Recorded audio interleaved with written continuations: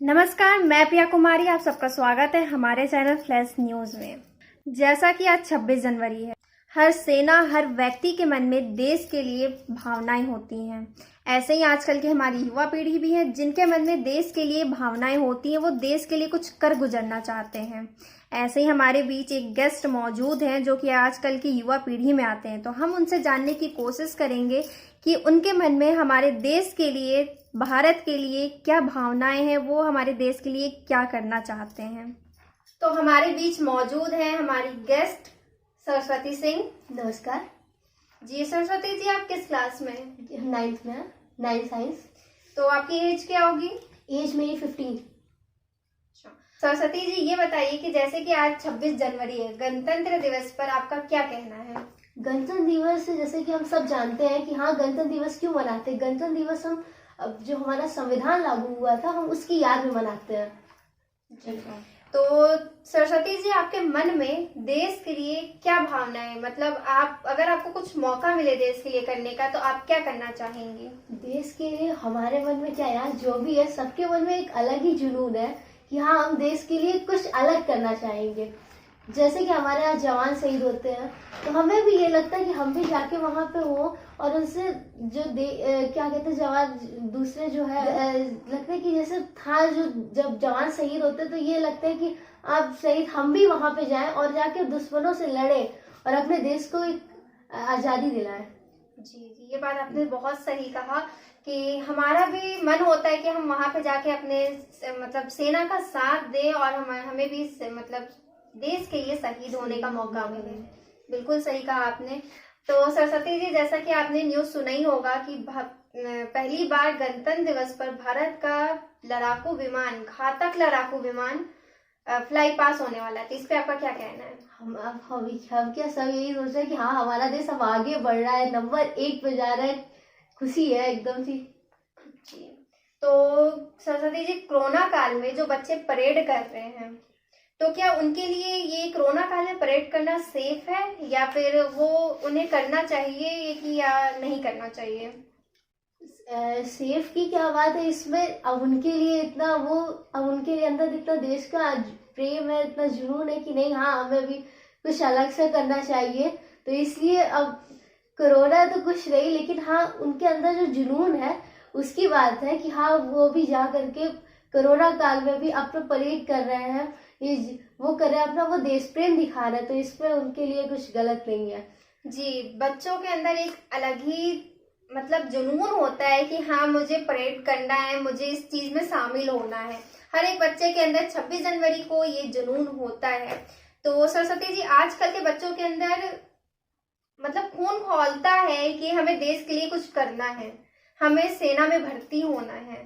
तो इस पे आप क्या कहना चाहेंगे? इसके लिए वो शहीद होना, तो ये क्या, हम भी तो यही सोचते कि नहीं, हाँ, हमें भी वहां पे जा करके, जब हमारे सैनिक लड़ते हैं तो हम भी जा करके उनका हम साथ दे, हम भी उन्हें जीत दिलाए कि हाँ, हमें भी जा करके वहां पे कि हम उन्हें साथ दे, उनकी आजादी दिलाए, ऐसा कुछ वो लगता है।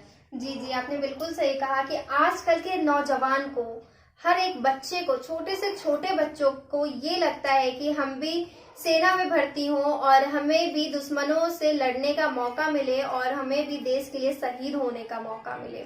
तो बिल्कुल सही कहा आपने कि आजकल के बच्चों को ऐसा लगता है, उनके अंदर इस चीज का खून खौलता है। तो सरस्वती जी, ये बताइए, आजकल के जो भी बच्चे हैं या कहे पेरेंट्स हैं, उन्हें लगता है कि हिंदी बोलना मतलब सही नहीं है, हिंदी बोलने में उन्हें शर्म आता है। वो समझते हैं कि लोग उन पे हंसेंगे अगर वो हिंदी बोलेंगे, या फिर लोग उन्हें गंवार समझेंगे अगर वो हिंदी बोलेंगे।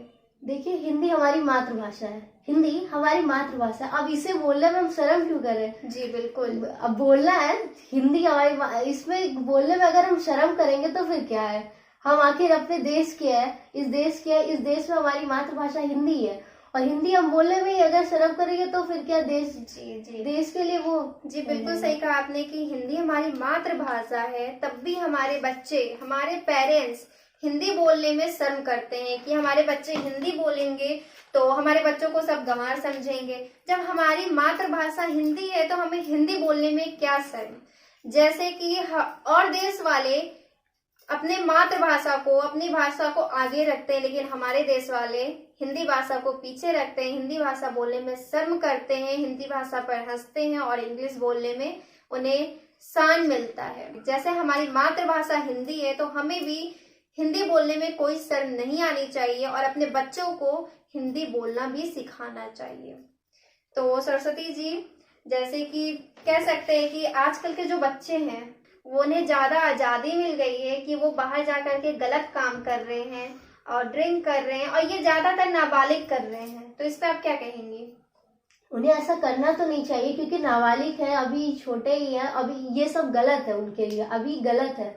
अभी सही कर रहा है तो ये उन्हें इन सब के जैसे बड़ों को सजा मिलती है कि नहीं, हाँ उन्हें दंड मिलता है कि नहीं तुम ये नहीं करना चाहिए, गलत है, तो उन्हें भी इस पे नजरअंदाज नहीं करना चाहिए बिल्कुल कि नहीं हाँ बच्चा अभी छोटा है समझ जाएगा। उन्हें भी उसके प्रति ये करना चाहिए कि नहीं हाँ इसको नहीं तुम्हें करना है, दंड देना चाहिए जाकि वो बच्चे कि हाँ अगर वो फिर से करे तो उसे ये लगे कि नहीं हाँ ये गलत है।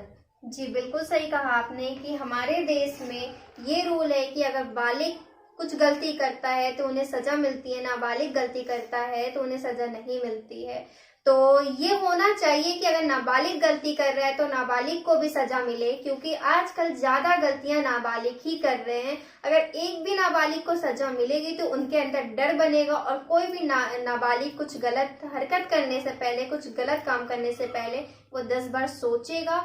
और नाबालिग के साथ साथ बालिग को और नाबालिग दोनों को सजा मिलनी चाहिए।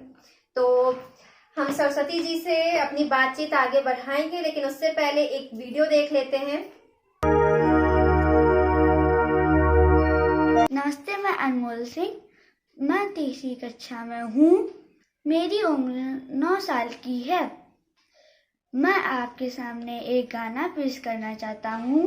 मेरा कर्मा तू, मेरा धर्मा तू, तेरा सब कुछ मैं, मेरा सब कुछ तू। ओ ओ ओ,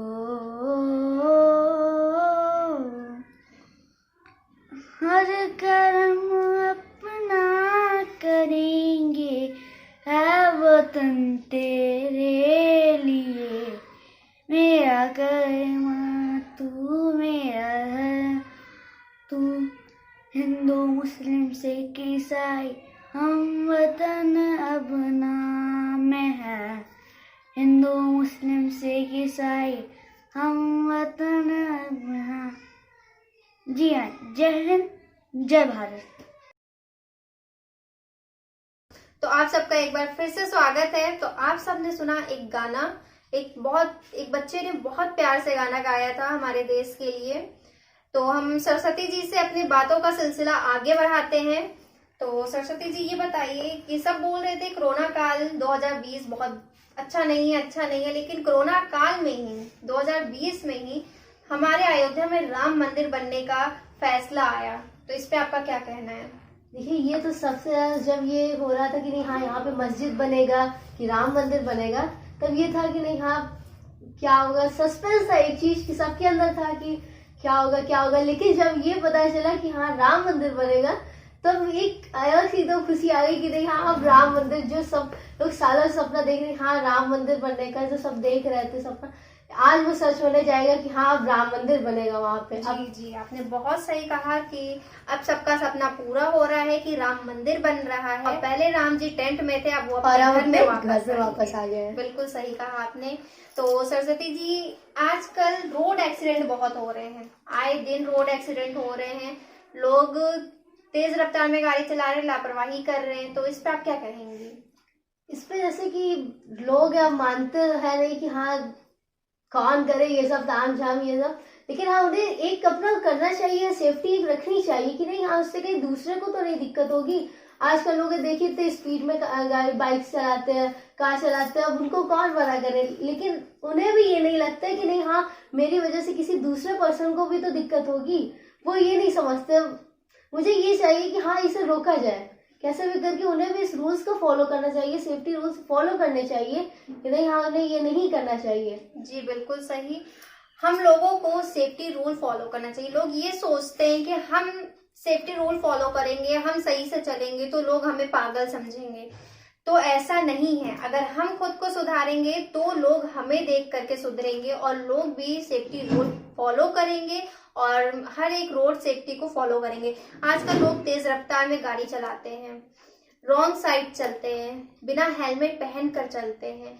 तो लोग ये सोचते हैं कि 2 मिनट हम वहां जा रहे हैं, हेलमेट नहीं पहनेंगे कुछ नहीं होगा। 1 सेकंड में भी कुछ हो सकता है, तो ये 2 मिनट तो बहुत बड़ी बात होती है। आजकल लाखों लोग ही ऐसे मर रहे हैं, जितना तो लोग इससे नहीं मर रहे कि नहीं हाँ वो बीमारियां हो जा रही, उससे ज्यादा लोग लाखों जी लोग इससे मर रहे हैं कि हाँ एक्सीडेंट्स। जी एक्सीडेंट एक मेन हुआ है कि लोग जितना लोग बीमारियों से नहीं मर रहे हैं, उससे ज्यादा लोग रोड एक्सीडेंट से मर रहे हैं। हर एक सेकंड पे रोड एक्सीडेंट हो रहा है, हर एक मिनट पे रोड एक्सीडेंट होता है। कहते हैं ना, सड़क पे क्या ऑडी क्या फरारी, वही चीज। जो तेज रफ्तार से दौड़ी जिंदगी उसी ने हारी। तो आपने सही कहा कि रोड एक्सीडेंट आए दिन हो रहे हैं भारत देश में। हम सिर्फ अपने देश का आंकड़ा बताएं तो 1 साल में लाखों एक्सीडेंट होते हैं, लाखों एक्सीडेंट होते हैं। आए दिन लोग रोड एक्सीडेंट में अपनी जान गंवाते हैं। लोग ये नहीं सोचते हैं तेज रफ्तार में गाड़ी चलाने से पहले कि उनके फैमिली पे क्या असर होगा, वो लोग ये नहीं सोचते हैं। तो उस पर मैंने एक कविता लिखा है, आप लोग को सुनाना चाहूंगी। एक माँ अपने बेटे से कहती है जब उसके बेटे का एक्सीडेंट हो जाता है, पहले भी वक्त वही था, तू सुबह जाता था शाम में वापस आता था, अभी भी वक्त वही है पर तू लाचार है, गलती उसकी थी या गलती तेरी थी, मैं दोष नहीं देती दूसरे को, मैं दोष नहीं देती उसको, मेरे बेटे गलती तेरी थी गलती मेरी भी थी, मेरे बेटे लापरवाही तेरी थी लापरवाही मेरी भी थी। जी, लोग क्या करते हैं, रोड एक्सीडेंट होते हैं, लोग अपने घर में आकर के बोलते हैं गलती उसकी थी, दूसरा वाला जा करके बोलता है गलती उसकी थी। तो लोगों को ये समझना चाहिए कि गलती कभी भी एक तरफ से नहीं होती है, गलती दोनों तरफ से होती है। तो लापरवाही भी दोनों साइड से जा सकती है। तो लापरवाही तेरी भी थी, लापरवाही उसकी भी थी, लापरवाही मेरी भी थी। तो सरस्वती जी, अगला क्वेश्चन आपसे पूछते हैं हम। आज हमारे देश में लड़कियां अब हर फील्ड में आगे बढ़ रही हैं, हर फील्ड में नंबर 1 हो रही हैं, इस पे आप क्या कहेंगे? लड़कियों में पहले जो था एक रूल था कि नहीं हाँ लड़कियों को बस उन्हें इतना बस करना है, उन्हें बस खाना बनाना है, अंदर ही रहना बस और कुछ नहीं। उन्हें अब ये इतना अच्छा उनको अपना हर एक सपना पूरा करने का मौका मिल रहा है कि नहीं हाँ अब वो कुछ ना कुछ कर सकती है। अब लड़कियां भी लड़कों से आगे जा रही है। देखिए हर एक फील्ड में कुछ भी, आप इसमें भी देख लीजिए क्या कहते हैं ये फाइटिंग वगैरह ये सब है, यहाँ तक कि आर्मी में भी, फोर्स में भी, हर चीज में लड़कियां अब आगे बढ़ रही हैं। जैसे कि इन्होंने मोदी जी ने एक सबसे अच्छा बोले बेटी बढ़ाओ बेटी बचाओ बेटी पढ़ाओ। ये है कि हाँ लड़कियां अपना हर एक सपना पूरा कर सकती है, अब उन्हें कोई नहीं रोक सकता। जी बिल्कुल सही कहा आपने कि मोदी जी ने जब से ये लाया है कि बेटी बचाओ बेटी पढ़ाओ, ये संविधान को जब से आगे बढ़ाया है, तब से लड़कियां अपना हर एक सपना पूरा कर सकती हैं। उन्हें भी फ्रीडम मिला है, वो भी बाहर जा करके अपना सपना पूरा अपना एक एक काम कर सकती हैं। तो अगर आपको जहां तक जैसे आपने बात किया मोदी जी की, तो उसी पे मैं आपसे क्वेश्चन पूछना चाहूंगी कि अगर आपको 1 मंथ के लिए पीएम बना दिया जाए, प्रधानमंत्री बना दिया जाए, तो आप क्या करेंगी?